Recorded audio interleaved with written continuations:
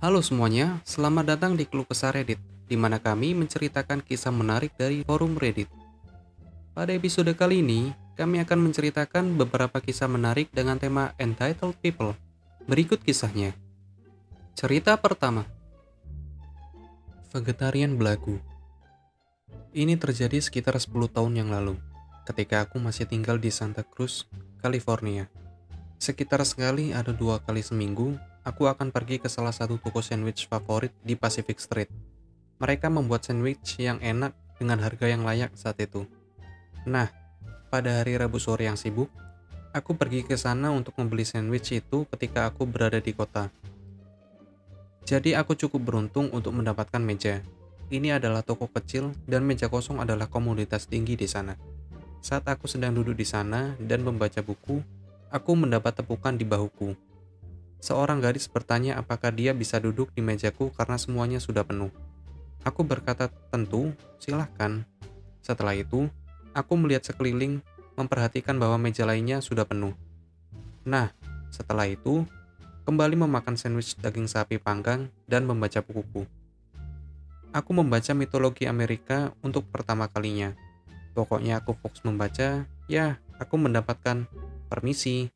Karena aku baru saja kembali membaca, dan aku melihat ke atas dan berkata, ya. Dia memberi aku tampilan sinis dan hanya bertanya, apakah kamu makan daging di depanku? Aku berkata, ya, dan itu cukup enak juga. Saat aku sedang berbicara dalam pikirku, bagus, ini dia, orang belagu lagi. Dia mulai mengatakan betapa jahatnya aku karena makan daging di depannya, dan bagaimana aku melanggar privasinya. Dan dia adalah seorang vegan yang sehat, bla bla bla. Aku menjawab dengan, dengar Nona, aku tidak peduli apakah kamu seorang vegan atau bukan.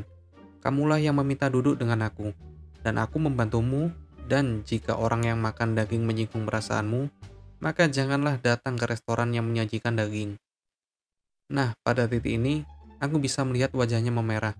Mendengar ini, dia melanjutkan untuk melempar segelas penuh teh ke wajahku. Dia masuk ke kafe, menuntut pemilik atau manajer. Aku hampir siap untuk pergi, tetapi pemiliknya keluar. Dan yang tidak dia ketahui adalah aku ramah dengan pemilik dan sebagian besar staf di sana. Karena aku di sana 3-4 kali seminggu. Atau dulu bagaimanapun juga. Pemilik bertanya apa yang sedang terjadi. Aku menjelaskan sisi ceritaku.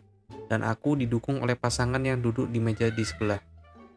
Kemudian pemilik meminta wanita itu untuk pergi. Dia kemudian melanjutkan untuk mencoba dan menamparku. Tapi saat itu, 2 polisi berpatroli di Pacific Street.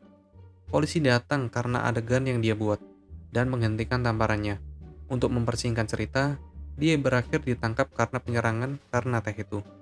Dan untuk membuat hariku lebih baik, aku mendapat kupon $50 karena masalah itu. Aku tidak pernah mencari tahu apa yang terjadi padanya setelah ditangkap.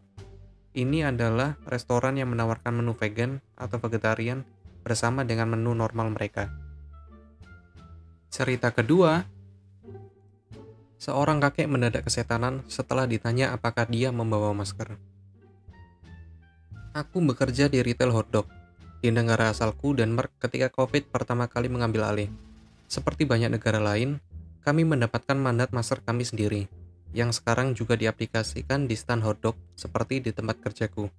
Rekan kerjaku Alex dan aku memiliki shift malam yang sibuk di sekitar jam makan malam. Ini adalah hari pertama aku bertugas di tempat itu, setelah sekitar 2 bulan bekerja di sana. Seperti yang diperkirakan banyak orang, aku sama sekali tidak siap untuk tanggung jawab itu, menjadi orang yang agak pemalu dan tidak konfrontatif. Saat kami sedang di neras, kami punya setidaknya 5 pesanan di atas panggangan, dan dalam pembuatan, seorang pria berusia sekitar akhir 60-an memasuki toko, tidak mengenakan masker.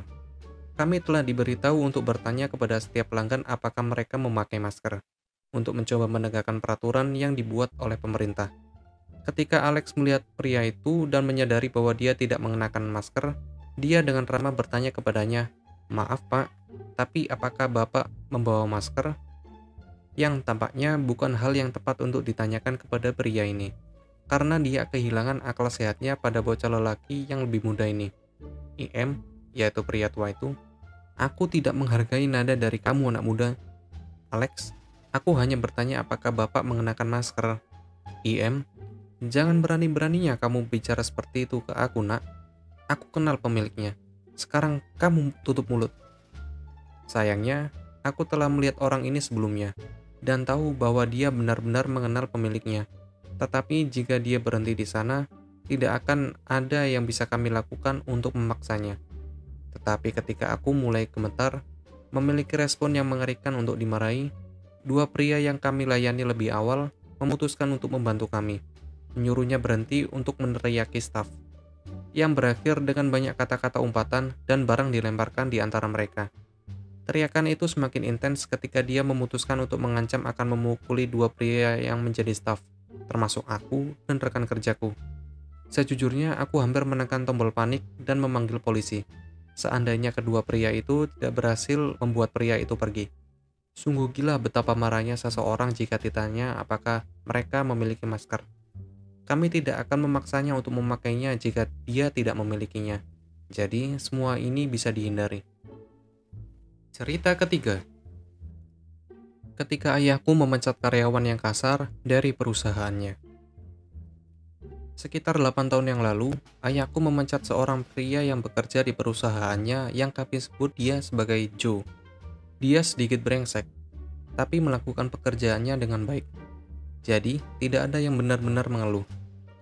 Dari apa yang aku dan ayahku dengar, dia mencoba bergabung dengan militer setelah sekolah menengah, tetapi gagal di awal, dan dia telah menjadi calon militer sejak itu.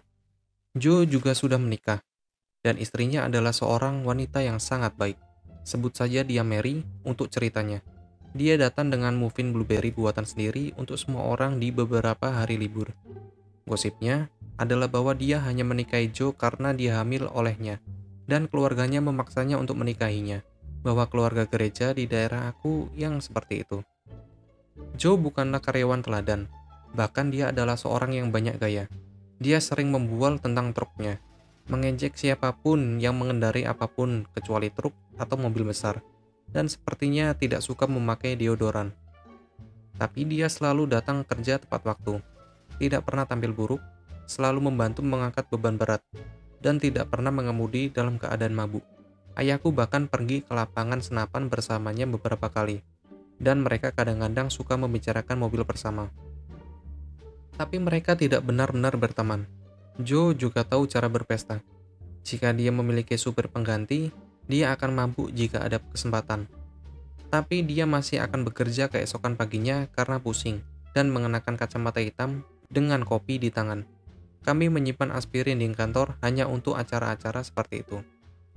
Suatu hari, ayahku dan aku pergi makan siang dan membeli sandwich dari tempat lokal terdekat. Sambil makan, Mary masuk bersama putra Joe, dan dia mengenakan kacamata hitam sebagai upaya untuk menutupi mata hitam yang bengkak. Tapi kami bisa melihatnya dari samping. Dia melihat kami dan segera pergi dengan wajah ketakutan. Setelah ini, ada serangkaian insiden serupa dengan orang-orang yang melihat Mary di sekitar kota tampak seperti memar. Dan bukan hanya dia, tapi juga putra Joe. Pria lain di kantor memiliki seorang putra yang seumuran dengan Joe, dan sering mendengar dari anak itu bahwa putra Joe tampak seperti sedang berkelahi atau semacamnya, dan anak itu selalu marah dan bertengkar. Akhirnya, ayahku mengundang Mary makan siang dan berpura-pura bahwa dia juga mengundang Joe agar dia muncul. Ketika dia sampai di sana, ayahku mendudukannya dan secara pribadi bertanya kepadanya apa yang sedang terjadi. Aku juga ada di sana dan melihat Mary berubah menjadi terisak-isak. Joe secara teratur mabuk dan memukulnya di rumah, dan putranya mencoba menghentikannya berkali-kali. Begitulah cara dia akhirnya dipukuli juga. Ayahku marah dan tampak sama marahnya dengan hari ketika ibuku memukuli aku, dan dia mengancam akan menangkapnya. Dia bertanya kepada Mary mengapa dia tidak meninggalkan Joe, dan dia mengatakan bahwa keluarganya tahu tentang apa yang sedang terjadi, dan terus menyuruhnya untuk bertahan demi putranya. Hal ini membuat ayahku semakin kesal, karena dia telah mencoba hal yang sama dengan ibuku, dan tetap harus meninggalkannya karena dia tidak pernah menjadi lebih baik. Ayahku memberitahu Mary bahwa dia harus pergi terlepas dari apa yang dipikirkan keluarganya, karena itu tidak sepadan. Mary hanya mengangguk sambil menangis, dan akhirnya berkata dia sudah muak. Ayahku menelpon pengacaranya dan memintanya untuk membantu Mary mengajukan cerai secara diam-diam, dan dia senang membantunya setelah mendengar ceritanya. Joe segera berakhir di penjara, karena lain kali dia memukul Mary, dia akhirnya menelpon polisi. Kemudian dia mengemasi barang-barangnya dan meninggalkannya saat dia di penjara. Keluarganya tidak mendukungnya, jadi ayahku membawanya untuk sementara waktu.